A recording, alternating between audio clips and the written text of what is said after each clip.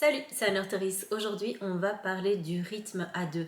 Alors, la dernière fois, j'ai parlé du rythme que tu pouvais avoir, toi, de manière individuelle. Et ici, c'est vraiment le rythme qu'on peut avoir dans une relation qui va être partagée. Et ici, on parle de toutes sortes de relations. Ça peut être des relations amicales, une relation amoureuse, une relation familiale.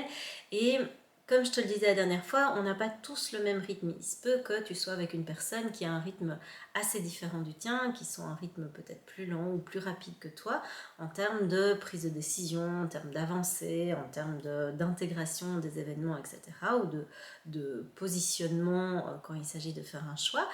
Et ce que j'ai envie de t'aider à faire ici, c'est vraiment pouvoir avoir plus de clarté sur quels sont les points où il peut y avoir des divergences et quels sont les points où il faut quand même se retrouver, parce que si on a des rythmes différents et qu'en plus on ne se retrouve pas sur la direction qu'on a envie de prendre à deux, ça devient vraiment très très compliqué. Alors, les différents points sur lesquels il peut y avoir une divergence, c'est par exemple un rythme en termes d'avancée. Il se peut que toi, tu aies vécu toute une série de choses dans ta vie qui ait fait que tu aies avancé sur ton chemin personnel et que l'autre personne ait vécu tout un tas d'événements qui fassent que cette personne n'est pas du tout au même niveau d'avancée, au même niveau de prise de conscience par rapport à son chemin personnel. C'est ni mieux ni moins bien, c'est juste que par rapport à une même problématique, vous n'avez pas du tout la même conception des choses, la même façon de voir les choses, et peut-être que du coup vous avez du mal à vous comprendre. Je te prends un exemple concret, dans le cas où toi tu as déjà vécu plein de choses au niveau de ta spiritualité par exemple, qui est un exemple qui revient hyper souvent.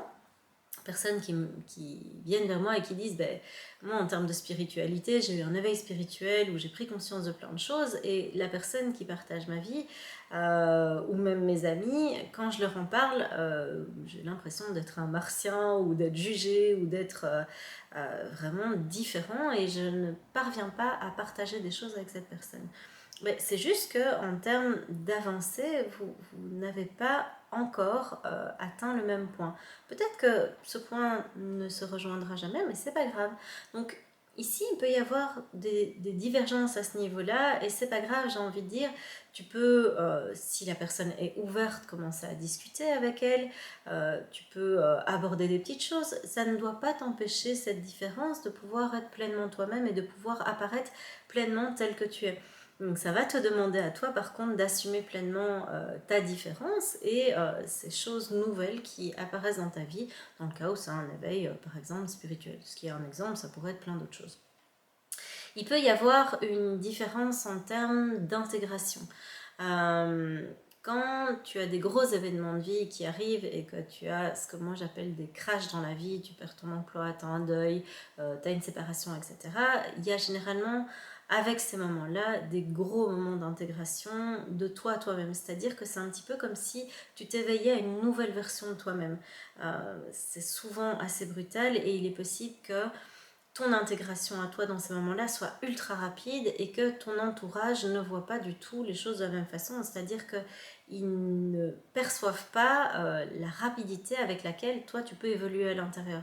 C'est-à-dire qu'ils ont une ancienne image de toi qui ne correspond plus à ta réalité actuelle. Et donc tu peux te retrouver avec de nouveau des différences d'intégration du nouveau toi, du nouveau qui tu es, où ton entourage ne va pas du tout comprendre ce qui se passe, qu'est-ce qui te prend, pourquoi d'un coup tu changes. Et c'est un peu l'image qu'on peut te renvoyer, c'est-à-dire mais je te reconnais pas, t'as vraiment changé, et tu peux même être jugé là-dessus.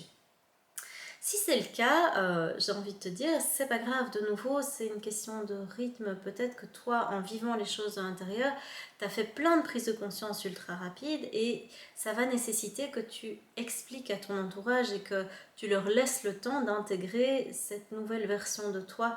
Moi, c'est ce qui s'est passé quand d'un coup, il y a un peu plus de 2 ans, j'ai décidé de changer plein de choses dans ma vie. J'ai changé le job, j'ai quitté mon couple, j'ai changé de ville. Ça faisait trop pour mon entourage. Il y en a beaucoup qui ont simplement décidé de me mettre de côté parce que premièrement, c'était trop confrontant pour eux. Deuxièmement, ça leur semblait trop étrange. Et donc, avec certaines de ces personnes, le temps que l'intégration se fasse chez elles, j'ai pu renouer parce que simplement on a discuté qu'il y avait un souhait de la part de l'autre. Et tu vas voir, l'envie, c'est vraiment quelque chose qui va être hyper important à détecter pour savoir si vous allez continuer à avancer ensemble ou pas. Mais si tu vois une envie réelle de comprendre qui tu es devenu en face, c'est génial parce qu'alors tu vas pouvoir expliquer et laisser à l'autre le temps d'intégrer ces nouvelles informations que toi tu as déjà intégrées mais en vitesse hyper éclair. Si par contre il n'y a pas d'envie, voilà, à ce moment-là, c'est simplement que vos directions se séparent et c'est pas grave, c'est ok aussi. Alors, il peut y avoir une différence de rythme intérieur, et ça, c'est vraiment une différence fondamentale, c'est-à-dire que, c'est ce que je disais dans l'autre vidéo, c'est pas forcément incompatible de fonctionner avec des amis, avec un entourage, avec un conjoint ou une partenaire qui a un rythme vraiment différent du tien. La seule chose à faire, c'est qu'il va falloir, et c'est ça les invitations que je vais te proposer ici dans cette deuxième partie de vidéo, il va falloir que tu repères avec cette personne qu'est-ce qui vous relie. Parce que si vous avez des rythmes très différents, admettons que toi tu as un rythme assez rapide et que l'autre personne, tu aies l'impression qu'il lui faille un temps fou pour prendre des décisions, pour se mettre en action, pour trouver sa direction, etc., etc. Et à l'inverse, que toi tu renvoies à cette personne que tu t'agites dans tous les sens pour pas grand chose, tes décisions elles sont pas toujours forcément réfléchies, ce qui n'est pas forcément le cas, mais c'est l'image que tu peux renvoyer, que tu peux mettre la pression ou que tu essayes potentiellement de contrôler les choses. C'est vraiment important en fait quand tu es dans ce genre de situation que chacun puisse complètement exister dans son rythme propre et qu'il n'y ait pas de volonté d'influencer la façon de faire de l'autre. Donc ça veut dire que ça va demander une grande maturité émotionnelle de la part de chacun pour laisser l'autre exister avec ce rythme qui est différent et ne pas essayer de le transformer. Alors, je reviens à ces points communs parce que c'est vraiment important dans le cas où tu te retrouves dans une de ces configurations que tu puisses voir où est-ce que tu en es par rapport à cette personne. Dans le cas où tu vois que ça coince et qu'il y a des frottements entre vous, que c'est compliqué de communiquer, qu'il y a systématiquement des points de tension sur toute une série de choses, moi, ce que je t'invite à faire, c'est la première invitation, c'est de revenir à toi.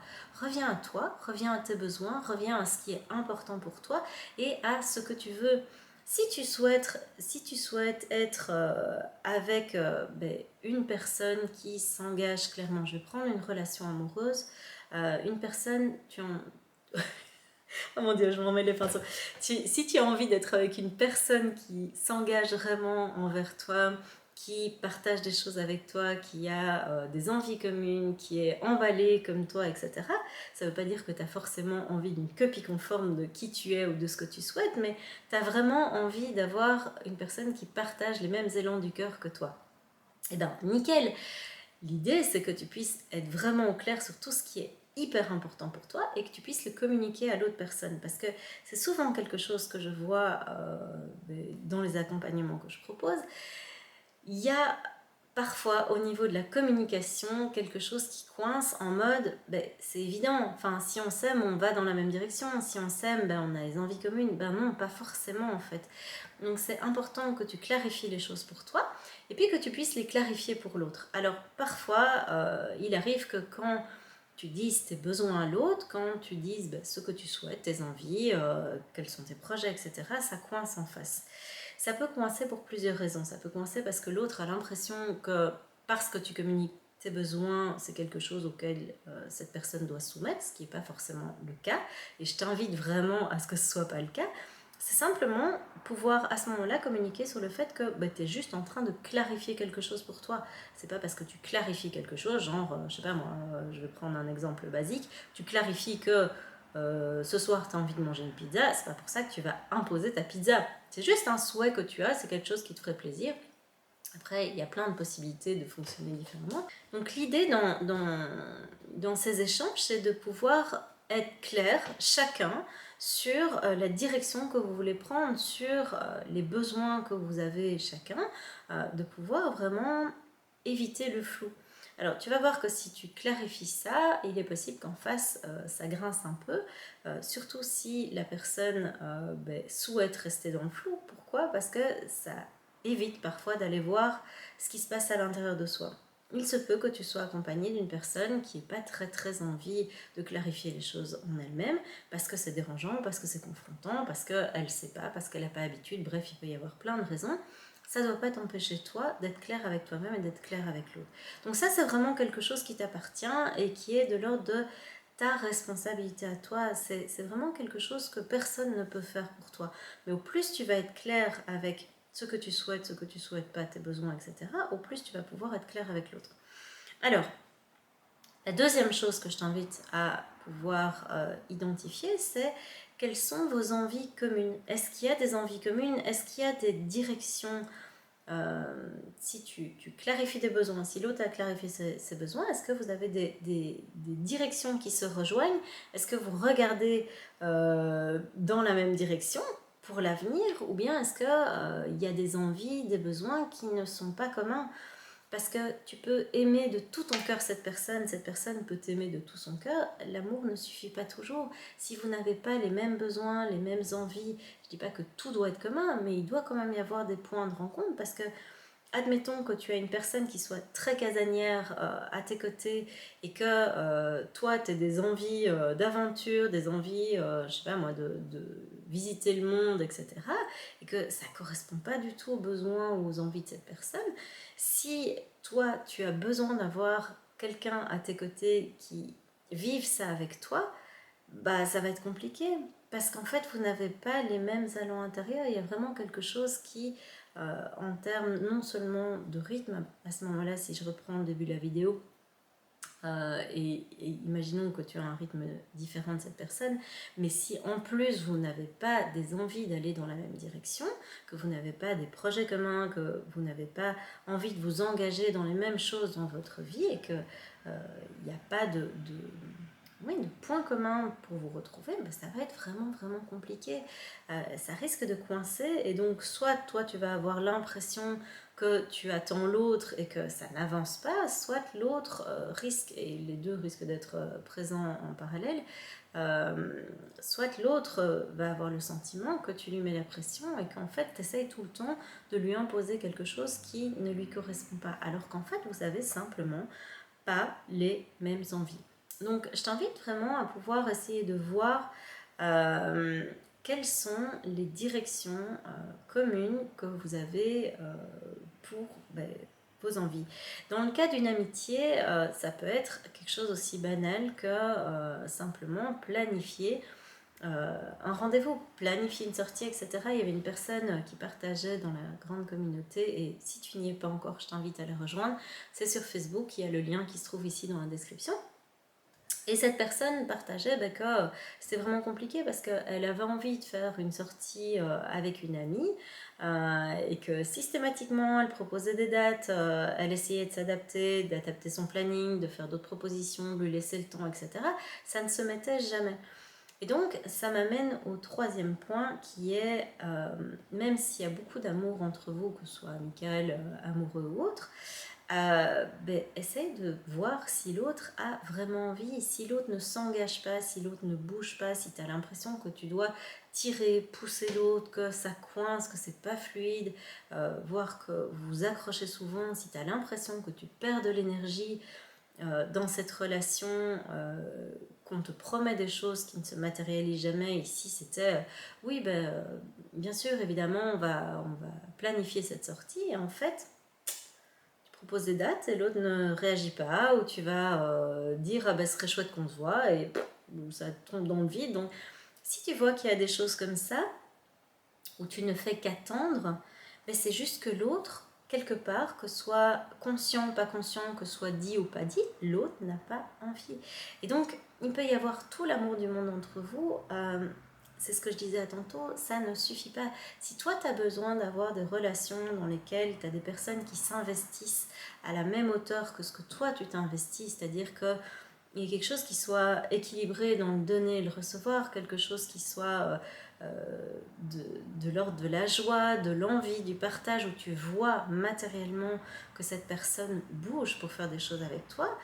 Mais respecte-toi, ça veut dire aussi que ça va te demander une grande honnêteté envers toi-même. Ça va te demander de ne pas t'abandonner, de ne pas abandonner ce que tu auras identifié lors de ce premier point, c'est-à-dire qu'est-ce qui est important pour toi. Si tu as besoin d'avoir une personne qui te montre qu'elle a envie d'être avec toi, ne te raconte pas des bêtises, ne te trahis pas en trouvant des excuses à l'autre. L'autre peut avoir toutes les raisons du monde de ne pas bouger, c'est génial, mais ça ne dit rien de toi, donc arrête de regarder à l'extérieur ce que l'autre fait ou ne fait pas, reviens à toi.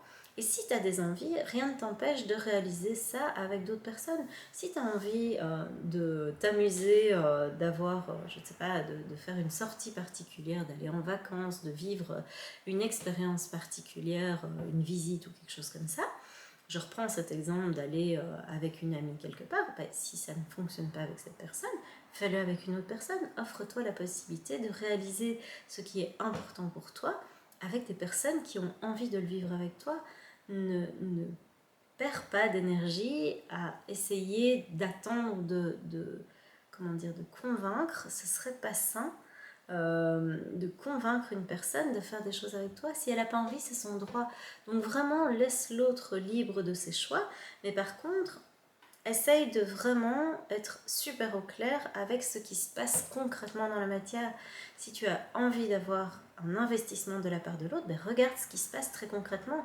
Peut-être que la personne te dit oui, j'ai envie, mais qu'elle ne s'investit pas vraiment, et peut-être qu'elle, ce dont elle a besoin, c'est pas de profondeur relationnelle, mais c'est de rester dans la surface.